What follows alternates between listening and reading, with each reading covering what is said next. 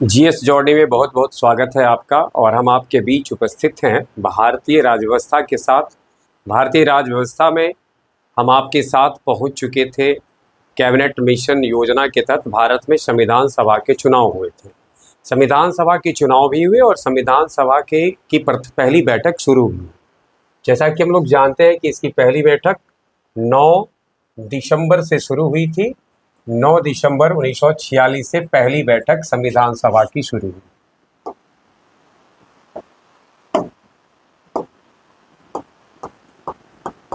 इसमें जानते ही हैं कि संविधान सभा की प्रथम बैठक, इसका जिक्र हम लोगों ने पीछे किया था। अब इस बैठक में जो कार्य हुए उसमें से एक कार्य तो था अस्थाई अध्यक्ष को चुना गया। डॉक्टर राजेंद्र प्रसाद को 11 दिसंबर को अस्थाई अध्यक्ष बना दिया गया था। वही 13 दिसंबर को, बहुत ध्यान में रखना है, 13 दिसंबर 1946 को उद्देश्य प्रस्ताव को रखा गया। उद्देश्य प्रस्ताव का मतलब क्या होता है? यानी पंडित जवाहरलाल नेहरू ने उद्देश्य प्रस्ताव को संविधान सभा के समक्ष रखा और वहाँ जो निर्वाचित हुए थे उनके समक्ष यह रखा गया कि हम किस उद्देश्य के साथ यहाँ बैठे हैं, देश की जनता ने हम पर कौन सा महत्वपूर्ण दायित्व सौंपा है।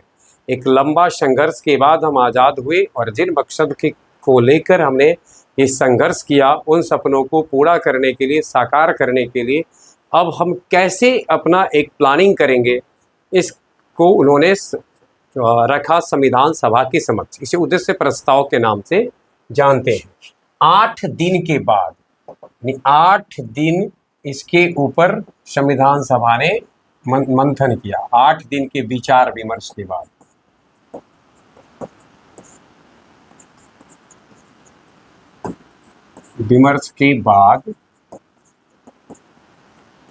संविधान सभा ने 22 दिसंबर 1946 को उद्देश्य प्रस्ताव को पारित कर दिया। उद्देश्य प्रस्ताव स्वीकार लिया। अगर आपसे ये पूछा जाए उद्देश्य प्रस्ताव को पारित किया या स्वीकार लिया, अगर अब पूछा जाए उद्देश्य प्रस्ताव को रखा किसने, तो पंडित जवाहरलाल नेहरू ने। कब रखा? 13 दिसंबर 1946 को संविधान सभा ने उद्देश्य प्रस्ताव पर जो प्रस्ताव रखे गए थे उस पर विचार किया 8 दिन तक, और 8 दिनों के विचार के बाद 22 दिसंबर 1946 को इसे स्वीकार लिया। जब इसे स्वीकार लिया तो अब संविधान के कार्य करने थे। अब संविधान के कार्य को करने के लिए शुरुआत किया गया कि छोटे छोटे, यानी यह जो संविधान सभा जो बनी थी 389 सदस्यों वाली, उस समय की हम बात कर रहे हैं, तो उस जो 389 सदस्यों वाली संविधान सभा है, इसको छोटे छोटे कमेटियों में बांटा गया और उसको कार्य सौंपे गए। तो समितियों का गठन आज हमारा मूल रूप से यही है। तो संविधान सभा की जो समिति बनी, इसको हम अगर देखेंगे तो 2 रूप से देख सकते हैं। संविधान सभा की समिति,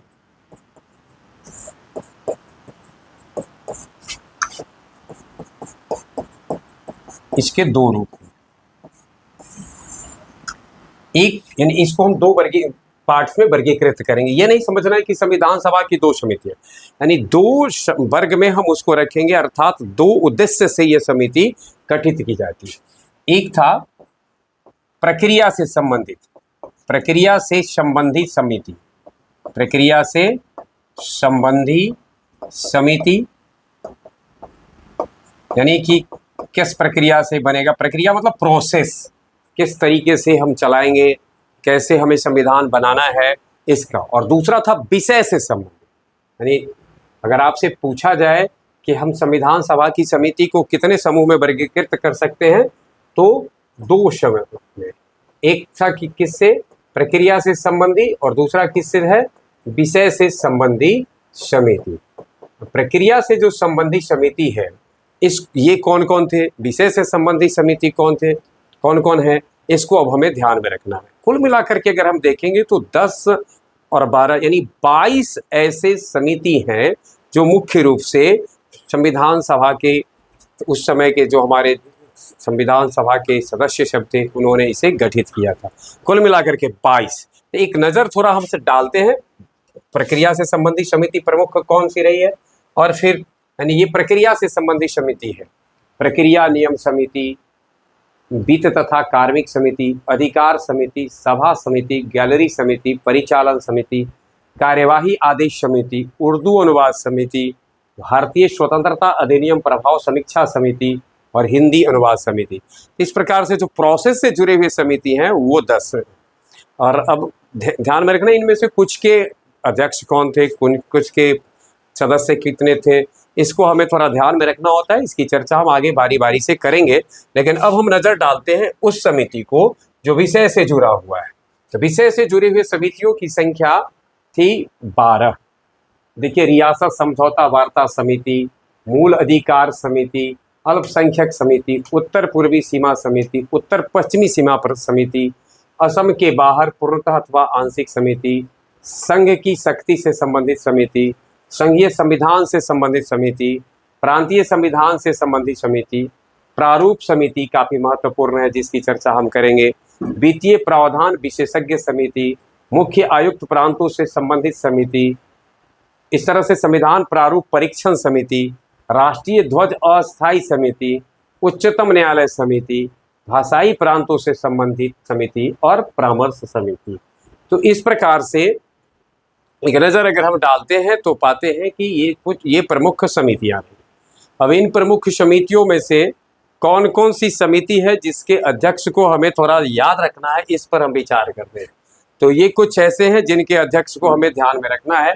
नियम समिति डॉक्टर राजेंद्र प्रसाद, संघ शक्ति समिति के अध्यक्ष रहे हैं पंडित जवाहरलाल नेहरू, संघ संविधान समिति पंडित जवाहरलाल नेहरू, प्रांतीय संविधान समिति सरदार वल्लभ भाई पटेल, संचालन समिति डॉक्टर राजेंद्र प्रसाद, प्रारूप समिति डॉक्टर भीमराव अंबेडकर, झंडा समिति जेवी कृपलानी, राज्य समिति जवाहरलाल नेहरू, परामर्श समिति सरदार वल्लभ भाई पटेल, सर्वोच्च न्यायालय समिति एस वारदाचार्यार, मूल अधिकार समिति जेवी कृपलानी, अल्पसंख्यक उप समिति एच.सी. मुखर्जी, और कुछ और भी है जिसकी चर्चा हम करेंगे। लेकिन अब थोड़ा सा समझेंगे, उस समय जो प्रांतीय विधानसभा थे और केंद्रीय विधानसभा थे, उनके द्वारा जब संविधान बनने की बात आई तो संविधान बनाने से जुड़े जो विषय थे उसको लेकर के दोनों ही केंद्रीय असेंबली ने और प्रांतीय असेंबली ने एक प्रश्नों की समझते हैं प्रश्नावली, प्रश्नों का समूह संविधान सभा के समक्ष रखा।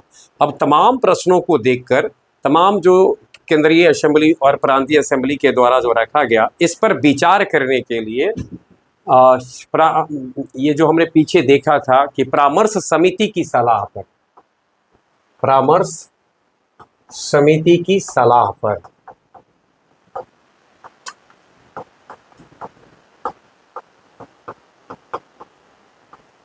परामर्श समिति की सलाह पर संवैधानिक सलाहकार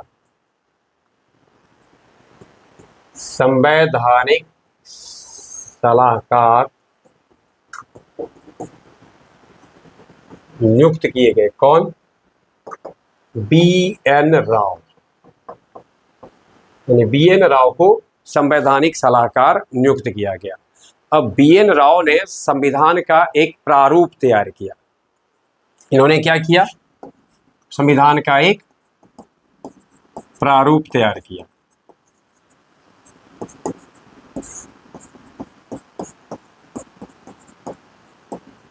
संविधान का जो बी.एन. राव ने प्रारूप तैयार किया, इस प्रारूप पर विचार करने हेतु बी.एन. राव ने जो संविधान का प्रारूप तैयार किया, इस प्रारूप पर विचार करने हेतु एक समिति गठित की गई जिसका नाम रखा गया प्रारूप समिति। तो प्रारूप समिति का 29 अगस्त 1947 को एक संकल्प प्रस्ताव के द्वारा प्रारूप समिति का गठन किया गया। प्रारूप समिति का गठन, अब देखिए, यह प्रारूप समिति प्रारूप बनाने के लिए नहीं किया जा रहा है। जो प्रारूप तैयार किया गया है किनके द्वारा? बी.एन. राव के द्वारा जो प्रारूप तैयार किया गया है, इस प्रारूप पर विचार विमर्श करने के लिए डॉक्टर भीमराव अंबेडकर की अध्यक्षता में 29 अगस्त 1947 को प्रारूप समिति का गठन किया गया। और अब सोचने वाली बात है कि मात्र अगस्त से लेकर के 29 अगस्त को गठित ही किया गया था, तो अगस्त समाप्त ही था। सितंबर, अक्टूबर, नवंबर, दिसंबर, जनवरी, फरवरी में इन्होंने अपना रिपोर्ट, यानी लगभग 5 से 5.5 महीने के अंदर ही सभी पहलुओं पर उस समिति ने पूरी तरह से विचार विमर्श करके अपनी रिपोर्ट को 21 फरवरी 1948 को अपनी रिपोर्ट कब प्रस्तुत किया? 21 फरवरी 1948 को अपनी रिपोर्ट प्रस्तुत किया। यानी इस प्रकार से आप सोच सकते हैं कि इतने कम समय में इतने महान कार्य को किस तन्मयता के साथ, कितनी जिम्मेदारी के साथ निभाया होगा।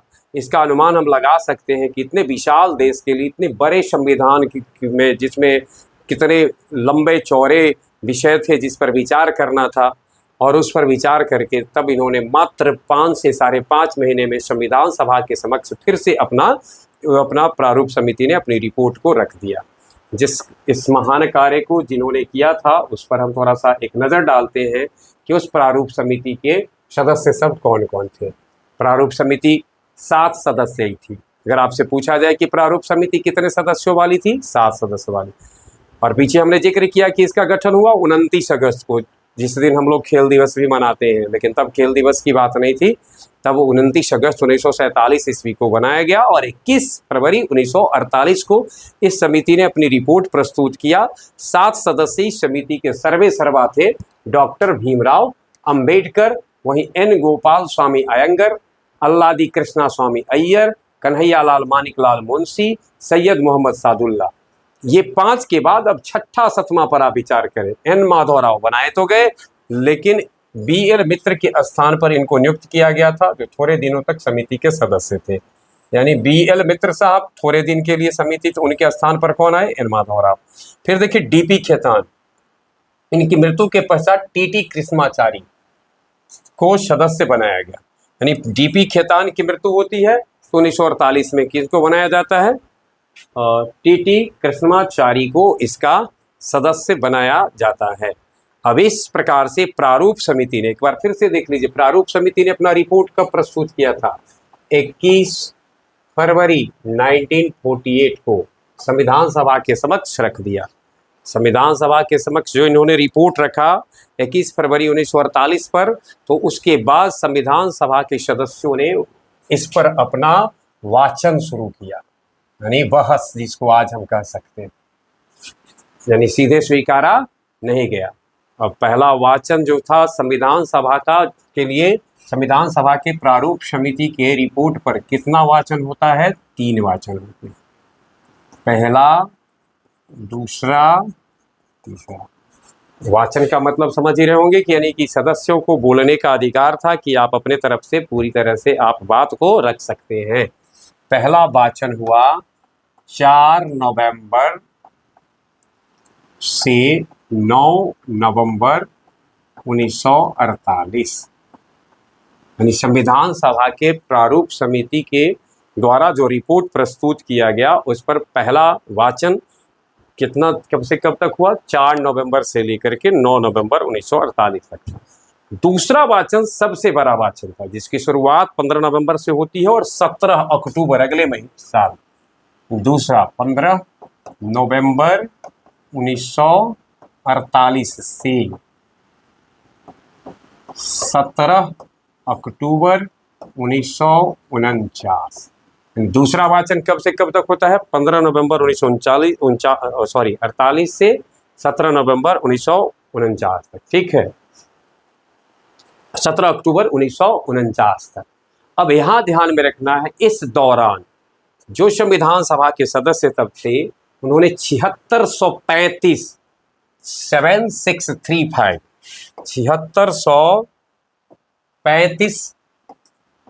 संशोधन प्रस्ताव रखे। यानी कि भाई इतना को संशोधित कर, कितना प्रस्ताव था, पीसी से अंदाजा लगा सकते हैं कि इतना बड़ा, यानी जो उन्होंने किया इसमें ये परिवर्तन कीजिए, ये परिवर्तन करिए, ऐसे कितने प्रस्ताव आए?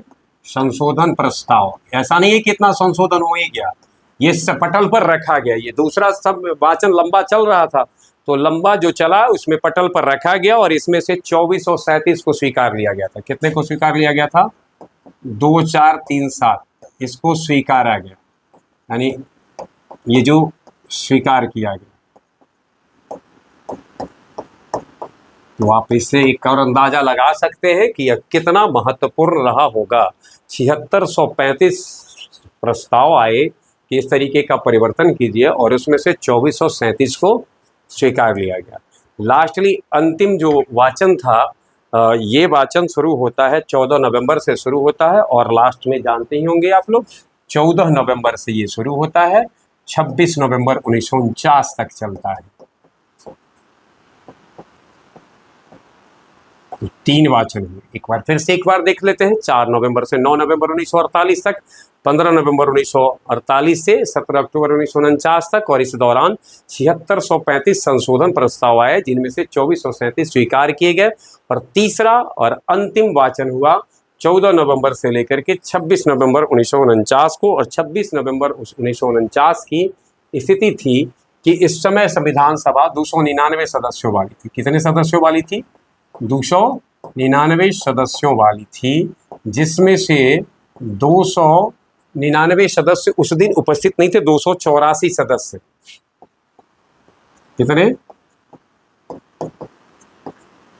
284 सदस्य थे उपस्थित। और इस 26 नवंबर को उपस्थित सदस्यों ने संविधान सभा को स्वीकृत किया, यानी हस्ताक्षर किया, और इस प्रकार से संविधान सभा को स्वीकार कर लिया गया, यानी संविधान बनकर तैयार हो गया। इस प्रकार से 2 वर्ष 11 माह और 18 दिन के मशक्कत के बाद हमारा संविधान, जो 9 दिसंबर 1946 से जिसकी पहल शुरू हुई थी, 26 नवंबर 1949 को जाकर पूर्ण हो गया। अब चूंकि संविधान तो उसी दिन पूर्ण हो गया, लेकिन अभी से अंगीकृत अधिनियमित कैसे कब किया जाए, इसके लिए शुभ मुहूर्त देखा गया और देखा गया कि 26 जनवरी इसके लिए डेट निर्धारित किया गया। तत्पश्चात 24 जनवरी, ध्यान में रखना है, 24 जनवरी 1950 को संविधान सभा डिसॉल्व कर दी जाती है। संविधान सभा के सदस्यों ने अंतिम रूप से उस पर हस्ताक्षर किया और संविधान सभा समाप्त, यानी इसको विघटित कर दिया जाता है, विघटन। और अब जो संविधान सभा था वो अंतरिम संसद का, अब आगे का किस, जब तक भारत में चुनाव नहीं हुए तब तक संविधान सभा, जब तक चुनाव नहीं हुए थे तब तक किसका रूप ले लिया? 24 जनवरी के बाद से अंतरिम संसद का रूप ले लिया। और फिर बाद में आगे चुनाव होते हैं, है ना। फिर आगे हम जानते हैं कि 26 जनवरी को हम पूर्णतः जो है सो संविधान को स्वीकार करके हम एक गणतांत्रिक देश में अपने आप को बदलते हैं। हमारा देश गणतंत्र का रूप लेता है और संविधान हम आत्मर्पित कर पाते हैं, अंगीकृत अधिनियमित और आत्मर्पित करते हैं, जिसकी चर्चा हम आगे करेंगे। थोड़ा सा हम चर्चा करते हैं नियम समिति पर। नियम समिति के अध्यक्ष थे राजेंद्र प्रसाद, और नियम समिति में कुल 15, राजेंद्र प्रसाद के अलावे 15 सदस्य थे, जिनके नाम इस प्रकार से हैं: Jagjivan Ram, Sharadchandra Bose, Anthony M.K. Iyer, Bakshi Tekchand, Rafi Ahmed Kidwai, Joseph Alban D'Souza, और N.G. अयंगर, पुरुषोत्तम दास टंडन, गोपीनाथ बारदोली, पट्टाभी सीतारमैया, K.A. मुंशी, मेहर चंद खन्ना, हरनाम सिंह, श्रीमती जी दुर्गाबाई। ये मूल रूप से हमारा आज का था संविधान की समिति और कुछ प्रमुख समिति जिसका हमने जिक्र किया, जिसके अध्यक्ष कौन थे। इसके अलावा प्रारूप समिति और नियम समिति से संदर्भित बात करते हुए हमने ये बताया कि कैसे संविधान के निर्माण की प्रक्रिया के बाद प्रारूप समिति गठित किया जाता है और प्रारूप समिति की रिपोर्ट पर कैसे बहस होता है, किस प्रकार से उसमें संशोधन प्रस्ताव आते हैं और संशोधन प्रस्ताव में से कितने को स्वीकृत करके किस अंतिम रूप में संविधान आता है। और संविधान सभा अंततः 24 जनवरी 1950 को अंतरिम संसद का रूप ले लेती है। अगले क्लास में जब हम आपके बीच उपस्थित होंगे तो इसके आगे किस प्रकार से कहानी आगे बढ़ती है संविधान की, इसके साथ उपस्थित होंगे। बहुत बहुत धन्यवाद।